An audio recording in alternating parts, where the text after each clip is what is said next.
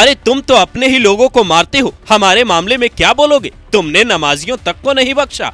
संयुक्त राष्ट्र में लगी पाकिस्तान के खौफ क्लास कौन है? पी हरीश, जिन्होंने साफ कहा हमें ज्ञान मत देना। उधर मेलोनी से मिले मोदी, इधर यूएन में इटली के खिलाफ क्यों उतरा भारत? पाक के साथ मिलकर रच रहा था खेल।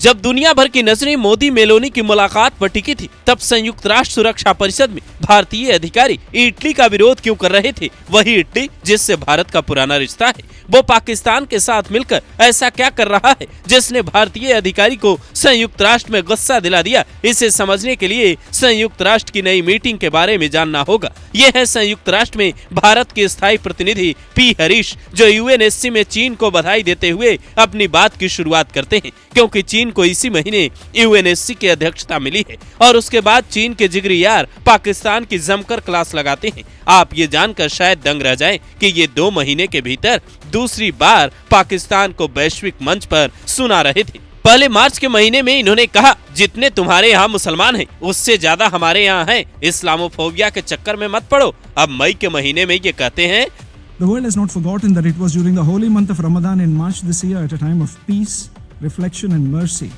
that Pakistan conducted a barbaric airstrike on the Omid Addiction Treatment Hospital in Kabul. Again, according to UNAMA, this cowardly and unconscionable act of violence claimed the lives of 269 civilians and injured a further 122 in a facility which can by no means be justified as a military target. लेकिन इसी के साथ P Harish ये भी कहते हैं UNSC की स्थायी और अस्थायी सदस्यता बढ़ाई जानी चाहिए, लेकिन एक छोटा समूह इसका विरोध कर रहा है, जो ठीक नहीं है। दरअसल इटली की अगुवाई वाला गुट, जिसमें पाकिस्तान भी है, वो इस बात के समर्थन में ही नहीं है, जबकि भारत, ब्राजील, जर्मनी और जापान इसमें सुधार चाहते हैं। इससे पहले पीएम मोदी भी खुद संयुक्त राष्ट्र में सुधार की वकालत कर चुके हैं, जो दुनिया के कई देशों को रास नहीं आ रहा। लेकिन फिलहाल नॉर्वे वाली पत्रकार को जवाब देने वाले विदेश सचिव सीबी जॉर्ज के बाद अगर सबसे ज्यादा चर्चा में कोई अधिकारी हैं तो वो हैं पी हरीश, जिनके बारे में आपको भी जानना चाहिए।